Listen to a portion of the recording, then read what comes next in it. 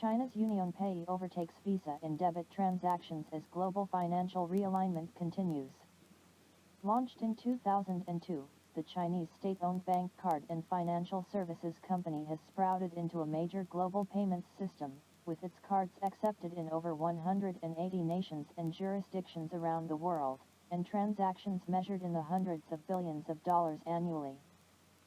China's UnionPay has edged out Visa to become the #1 debit card in the world, accounting for $40.03 of every $100 in transactions, compared to $38.78 for Visa, in 2022, according to new figures by credit and debit card industry monitor Nielsen report. UnionPay debit card payments reached $160 billion last year, compared to $155 billion for Visa and $85 billion for MasterCard. The big two U.S. giants outranked the Chinese bank card issuer in credit card transactions, accounting for $87 billion and $65 billion, respectively, compared with $53 billion for UnionPay. Credit cards are more tightly regulated in China, UnionPay's main market, than they are in the U.S. Visa's lead on credit cards gave it a larger overall market share in credit and debit cards of 39% compared to UnionPay's 34%. The new figures on debit card transactions flipped the script on the situation just a year ago, when Visa accounted for over 39.5% of all transactions, compared with 38.68% for UnionPay.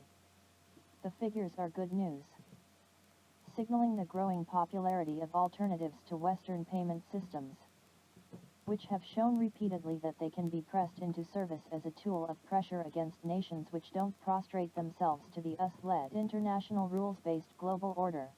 As a case in point, Visa and MasterCard ended support for cards issued by Russian banks in 2022, with many consumers shifting to Mir, the Russian national payment system, and to UnionPay, which has enjoyed growing popularity in Russia despite Western threats of secondary sanctions. While some UnionPay cards have stopped working abroad due to these restrictions, those issued by about a half-dozen Russian banks continue to operate as normal. UnionPay has plenty of room for growth in the international market, where it accounts for less than 5% of the total market share when excluding Chinese customers and the Asian nation's massive market. UnionPay's international division issued 20 million credit and debit cards in 2022 alone, and over 200 million since its creation in 2012. The cards work in 181 different countries and jurisdictions, including 78 countries where local banks can issue UnionPay cards. The payment system is currently accepted by over 38 million merchants around the world, with acceptance rates reaching over 95% in the Asia-Pacific countries, including Singapore, Malaysia, Thailand, and the Philippines, and 80% in Europe and North America. Republican lawmakers criticize McCarthy-Biden debt ceiling deal.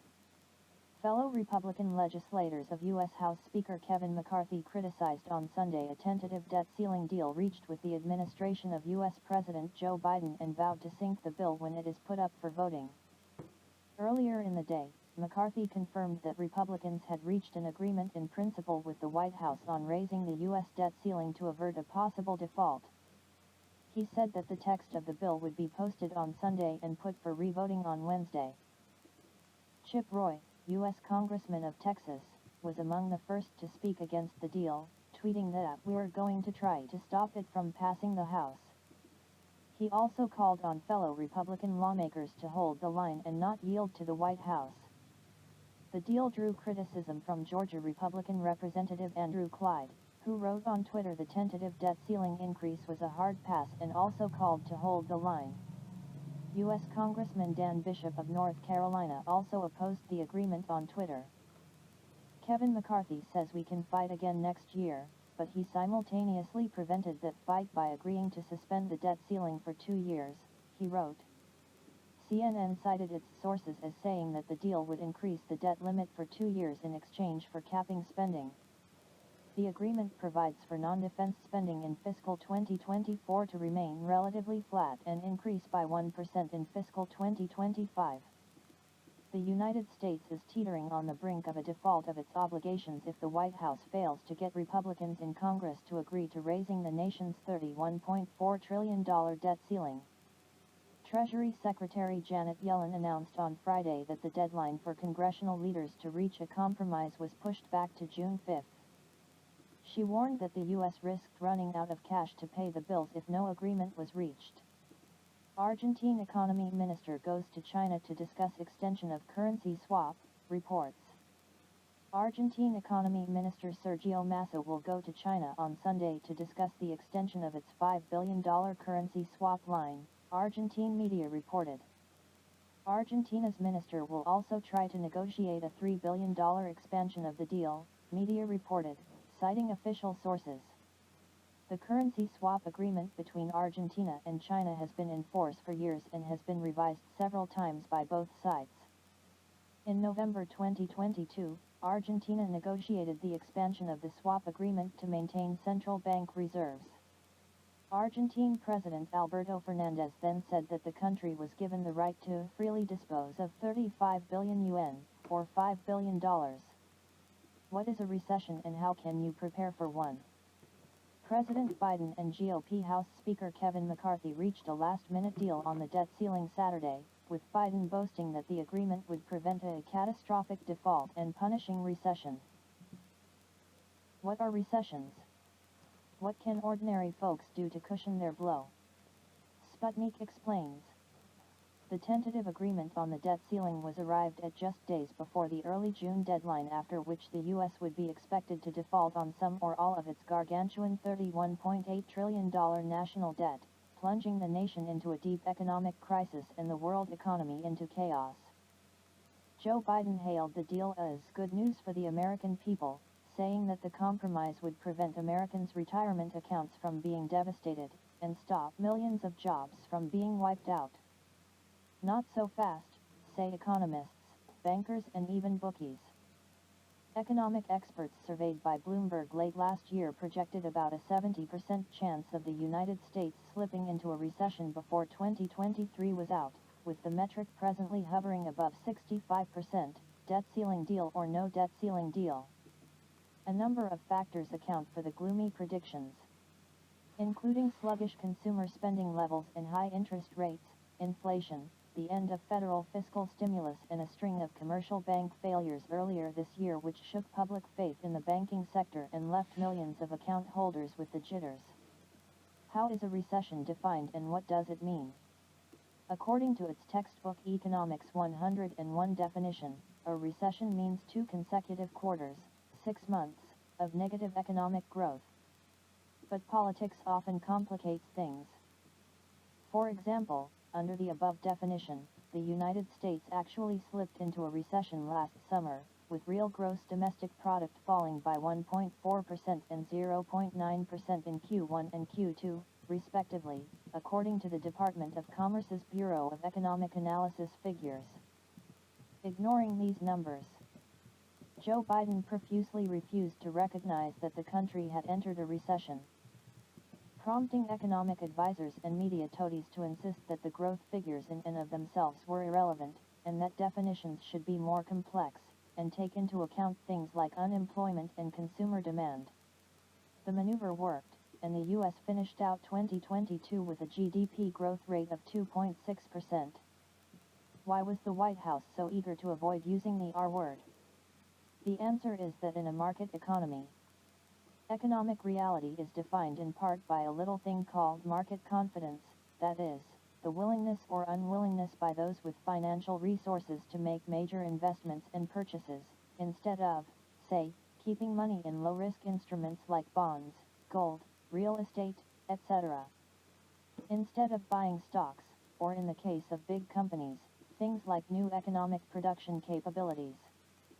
Had the Biden administration admitted back then that the country had entered a recession, it would have led markets, consumers, and businesses to scale back their economic activity, further complicating the troubles caused by raging inflation and high energy costs, and perhaps preventing a return to growth.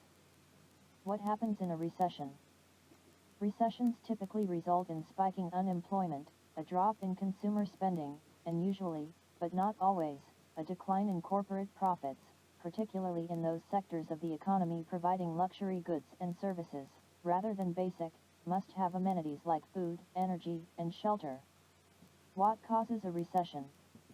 Recessions can be triggered by a broad range of internal and foreign factors, from an overseas conflict triggering a spike in energy costs, to the economic downturn or collapse of a major economy, to a reduction in the aforementioned market confidence among consumers and investors, to sudden drops in asset prices, and a credit crunch caused by irresponsible fiscal policy.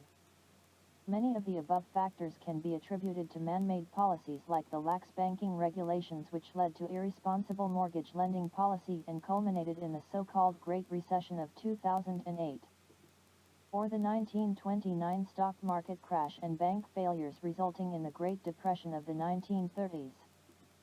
Additionally, most economists worth their salt concur that recessions are a feature, rather than a bug, of market economics, where the endless drive toward the accumulation of capital and the overproduction of commodities inexorably leads to crises. Some economists suggest that interventions by the state in emergencies to prop up economies or save certain sectors from collapse are an erroneous policy, threatening to make even more severe recessions or depressions an inevitability at some point in the future, and prolonging economic pain in the present. American economic history supports the theory of a market boom and bust cycle, with the world economic powerhouse suffering nearly 50 recessions since 1776, and facing over 80 years of recessionary years over the past 250 years or so. The U.S. suffered one of its longest ever recessions in the late 2000s, with the Great Recession of 2008 lasting over 18 months, and, by some metrics, continuing to be felt by part of the population, but not in terms of corporate earnings or stock market valuations, as late as 2021, especially by lower income groups and young people. What's the difference between a recession and a depression? Merriam-Webster defines a recession as a downward trend in the business cycle, characterized by a decline in production and employment, lower household income and spending, and delays in large investments or purchases by businesses and households. A depression, meanwhile, is defined as a major downswing, far more severe than a downward trend in the business cycle, and a sharper increase in unemployment, a serious decline of growth in construction, and great reductions in international trade and capital movements. Depressions are also often measured in years, and witness the plummeting, rather than dropping GDP. The world hasn't experienced an economic depression since the 1930s.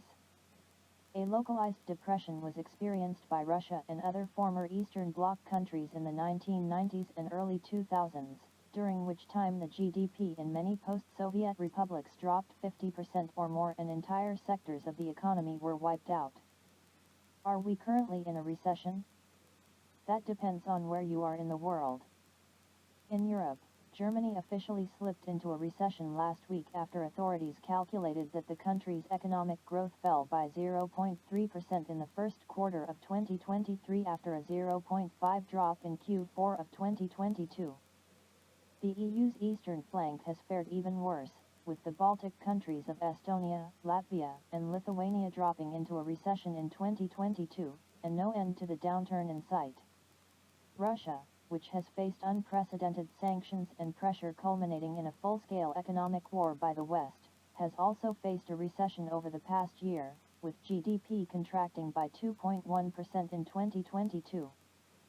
However, global financial institutions have recently revised their projections, with the Russian economy expected to return to growth and finish out 2023 0.7% richer than it was at the start of the year.